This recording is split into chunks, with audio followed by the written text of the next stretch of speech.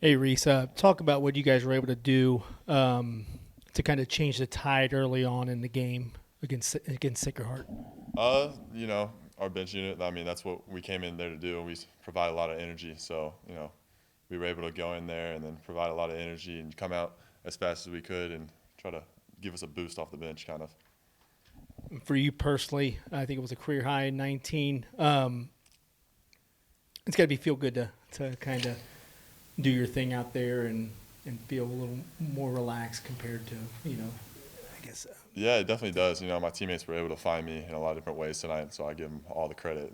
They've believed in me. Same with coaches. I've struggled a little bit, and so they've believed in me, instilled confidence. So that's kind of helped me a lot to keep playing hard and just keep doing my thing, and hopefully things turn out. It's got to look nice when you see the stat sheet and your own has 100% there. So, and you got to, it's kind of a mixture of inside and outside. So, do you kind of feel like you're getting to your rhythm offensively anyway? Yeah, every day, just trying to get better, get back to every day, trying to get better. So just every day in practice, trying to do the same things, being able to shoot, go in and out, be more of a diversity player than just shooting threes like I was last year, trying to do a little bit more. How's it feel to have some other guys like Antoine and others that have been able to, to fill in that spot, and help out, while you were, kind of getting your feet and everything this year so far, and how close do you feel going into conference play, to being 100%? It feels good. Twan, I give him a lot of credit. He's a beast down there, and so going against him in practice every day, it's been helping me get back to where I'm trying to be. So he's helped a lot. Just being positive to me. He's a junior. He's been able to play in the Big Ten. He's been able to see a lot of big men. So he's been a lot really helpful. Just trying to get me to be better. Overall, where do you think the team is at right now? We're pretty good right now. I think honestly, we got some things to work on, things to improve on. But right now, we're halfway through whatever about to go into conference. I feel good going into conference with us. There's going to be days like up at Vermont where the threes aren't falling. Do you feel like you got both with the big guys and the other people to get inside and take it in the paint and everything to be competitive on those kind of days? Yeah, we do. I mean, we definitely do. I feel like last year we kind of lived and died on the three ball. So this year we got dudes who can do both. Ian Elmer, Pete Suter, Cam Kraft, Twan, dudes who can play in and out. So just determining on what the defense is giving us, that we got guys that can do both of those things to win no matter what, even if the threes aren't falling. These are the games that always kind of scare you as a coach. The game before Christmas. I think you start to see across the country, not just basketball. I think you see it in football. Obviously, college football is going on right now, and NFL. Guys start thinking about Christmas, going back home specifically for us. This is the time when our guys get to go back home, be with their families, which is awesome and nice, but you want to be where your feet are. So you see some odd scores across the country, and I thought our guys got off to a little bit of a slow start, and give Sacred Heart all the credit in the world. Had to call an early timeout. I think they got up 15-4 there in the first 3.5 minutes of the game. And then I thought our guys really responded from there. I thought Reese said it. I thought our bench came in, changed the energy of the game, just flew around, played hard. And we had to make an adjustment with our ball screen coverage as well there. I thought that helped. We started switching a little bit more rather than hedging. And I thought that helped as well, mixing in the 2-3 zone. So we shot the ball well, obviously, today. I think our ball moved really, really well.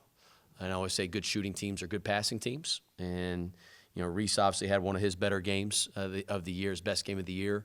And it's funny, I told him the other day, it's like just because I know he's probably been frustrated with his performance individually. He holds himself to a higher standard and has bigger expectations for himself. I said, listen, stop thinking about scoring. Just play hard. Just run the floor, roll hard, set good screens. And then guess what? You'll be the beneficiary of it, and it's amazing. That's exactly what happened for him tonight. I thought he was tremendous. Brant Byers' rebounding was tremendous. He obviously made some shots as well. And we got a lot of different guys that can do it. And I think you look at our stat sheet across the board, it's just, man, it's everybody can score the ball. Everybody can make a shot. I think that makes us really, really dangerous. My challenge to our guys, and I said this to them, is I still haven't seen 40 minutes from our team yet. You know, as a coach, you're not just, you know, fighting against trying to beat your opponent. You're trying to maximize who you are. We're not there yet, you know, but it is early still. You know, we haven't even entered conference yet, and we still got a lot of room for growth. And hopefully over the next month, where we have no academics, we can just solely focus on basketball. We can make a huge jump as a team, and that's our plan. Coach, what's your overall process or mindset when you've got to call a timeout early on in a game like that when Sacred Heart's got up by 11? Yeah. Well, you know, you don't want to call on. You want guys to see if they can figure it out a little bit too. So I kind of let it go, probably a possession or maybe a possession too long. But I wanted to see if our guys could fix it a little bit, which they didn't. So I didn't like our response. And you know, there's sometimes where you have to jolt your guys a little bit there in those huddles, and it seems like in Millette sometimes you can hear every dang word in there probably, but there's sometimes where you want to boost their confidence, right? In that instance today, I said, hey man, let's sub them all out. I want all platoon sub that we went all 5 new guys in there. I was tired of watching it, and you know, try to light a fire under them a little bit to play harder and to honor the game the right way, right? And I thought our guys responded. You know, I'm not a yeller and screamer constantly. Some guys are, but you got to know when the right time is. So in that case, man, I thought we used the timeout at the appropriate time, and our guys really responded. They started out hot, draining a lot of shots. Yep. If you gave them a step or two, they were draining it. You guys not so much, especially coming off the other night with the 3 points and everything. How concerned were they about that? Because by the end of the half, you finished the first half 52% from the floor and 57% from 3 points. So rebounded quite well, but you know, at first it didn't look that way. Yeah, and give them credit. Listen, we had to change our ball screen coverage. And I thought that really helped. But also our energy level just changed after we called that timeout. I thought we turned the tide energy-wise. You know, again, listen, like we're and reset it. I don't think we have to solely rely on shooting with this group. We shot the ball obviously well tonight. I mean, you look at how many points we scored there late in the game against Vermont, all in the paint. I think we went 1 for 15 from 3, yet it was a 1 possession game with 2.5 to go. And we were just living in the paint. We can drive it. We can post it. We can shoot it. So we got a lot of different ways that we can do it this year compared to maybe even the past 2 years. And our guys know that. I think you got to pick your poison a little bit with us.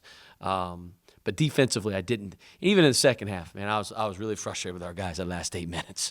The game couldn't end, quite honestly, quick enough. We're giving up uncontested threes. It's like, man, you can't hope that a guy's going to miss. You got to make them miss. You got to contest, hand the ball. Because I'm all over our defensive ranking, our Ken Palm, our efficiency numbers, and golly, those last 8 minutes really, really frustrate me. You know, just our defensive ranking is gonna suffer because of that. So we got to put together 40 minutes, man. That's the challenge, and I got to get our guys to do that. Has a non-conference schedule been enough to convince the players themselves that they can score from anywhere on the court? Because Vermont, even though the threes obviously weren't falling, once they kind of committed to driving the ball and scoring off that, they did pretty well. So I guess if they start believing in that, then that should make them pretty. You know. I totally agree. I always say shot making is a piece of the game, but it is a small piece of the game. It just is, man. There's so many ways to impact the game. There's a million ways. It's like, even you think about it, it's like if a guy didn't shoot well, I don't know who didn't shoot, like Ian Ulmer didn't shoot well tonight. He was 3 for 10 from the field, right? So if you add up all 10 of those shots, he probably took, I don't know, maybe 21 seconds to shoot those 10 shots. So he played 28 minutes. So the other 28 minutes of the game, how are you impacting it? Right? I mean, you can run the floor, you can cut hard, you can screen, you can dive on the floor, you can get a deflection, a steal, you can talk on defense. There's a million things you can do. And I think our guys are starting to recognize that. It's like, hey, listen, when we do shoot, we're going to be unstoppable when we do shoot well. But it's not going to always be that way, and that's okay. You got to make the adjustment. I thought against Vermont our shot selection wasn't great early. We didn't shoot well, but, again, give Vermont credit. But I thought we took some quick contested threes. We don't have to settle. We got dudes who can go get it off the bounce at the rim, different finish. Like, we got a lot of guys that can do it. Now, we don't have to just settle for quick threes, contested threes. I want the ball to touch the paint. I would prefer it to touch the paint first and then get those threes, right? That's when you get teams in rotation. That's when your three-point percentage really spikes up. And I thought we did that tonight. I thought our pace of play was better too. Now, Sacred Heart plays fast. Vermont, they play slow, right? So how can we get those teams? When we started pressing Vermont late, the pace of the game got in favor of Miami against Vermont. Same thing here today. I think when we're able to play up and down, man, we're going to score. We should score near 100 when we can play at the pace that we want. And we made a huge point of emphasis of that going out of Vermont, like just running the floor, advancing the ball up the floor. And I thought that was much better today as well. Hone in on Reese Potter today and what big of a deal that is for you guys and for him. It's huge. You know, Reese is an integral part to our team. And listen, he had a great spring. I told everybody on our whole program, our staff knows it. I thought he had the best spring of anybody in our program last spring. And I thought he made a massive, massive leap body-wise, game, his ability to be like a versatile guy, inside, outside, all over the floor. Because like he said, he was more of just a shooter last year. Then he gets injured, right? He's out. He didn't touch a ball for 5.5, 6 months. And it's like, man, that's tough, right? And he's got to be careful how he lifts and all this stuff. And basketball is a rhythm sport. It takes time to get your skill right, get back. And he's kind of had to do it through games, which isn't easy. And I told him this before the season started. I said, I just want you to know, man, you're going to struggle for probably about a month and a half. Like that's because you haven't had any reps. We got to get your body stronger. We got to get you more comfortable out there. And just for his confidence level, man, it's huge because he's more than capable. And he's 7 foot. He can shoot the ball. He can be a mismatch guy. He can roll you. He can post it. He can pass. He can do a lot of different things. And we need him to – he hasn't played at his best, and he knows that. But like I told him, I said, just let all that go and just focus on playing hard. Don't worry about anything else. Run the floor, roll. Those things take zero talent. And then it's funny, like I said, how things all of a sudden work out. He ends up with 19 points. I thought that's the hardest he's played all year. And you get rewarded that way, man. It's just the basketball gods work that way. But we really need Reese to keep coming on because he definitely changes our team. You may not be where you want to be, but how do you feel about the progress of your defense since game one this year? We've gotten a lot better. I wasn't as pleased tonight, especially, those last 8 minutes. We got to be better, but it's much better. I think our group we can do a lot of different things defensively. We change things up a lot. So like we're man to man a lot, but sometimes we're trapping, sometimes we're switching, sometimes we're baseline out of bounds. We'll do like a 1-3-1 zone, try to create a turnover. We can go press, like we can go a little bit of zone. We can do a lot of different things because of our personnel. And I think we're just scratching the surface of how good we can be on that end. And defense travels. I know this. It wins in our league. You look at the teams that have won the MAC tournament over the last decade, they've been up towards that top defensively. Like if we want to have a chance to get into March playing the NCAA tournament, and that is the goal, we got to be really good on that end. I like the progress we're making. We're not there yet, but I do like the progress we've made. I know the other team pressed quite a bit today, but how do you have a number in mind about what you'd like to be at turnover-wise? Yeah, so it's funny you mentioned that. So I talk about turnover percentage a lot because certain games you may, like today, I don't know what the number of possessions were. I'm going to guess it was probably about 75, 76 possessions. Vermont was in the 60s. So I always talk about so rather than numbers, I always talk about turnover percentage. So we want to be, our goal is to be at 16.5% or lower on our possessions.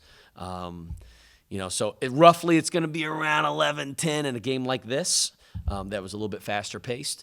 In a slower game, it's going to be a lower number than that, right? If there's less possessions, you should be only turning that thing over 8 times.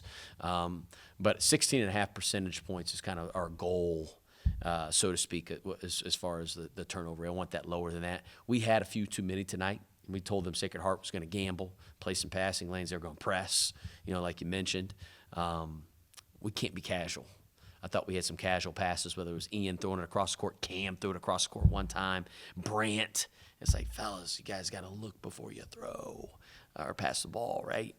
Can't be casual at all. So we got to continue to improve in that area. And that's been our Achilles heel, I thought, early on in the year was turnovers. Thought we got way better, and today we weren't quite as good with it.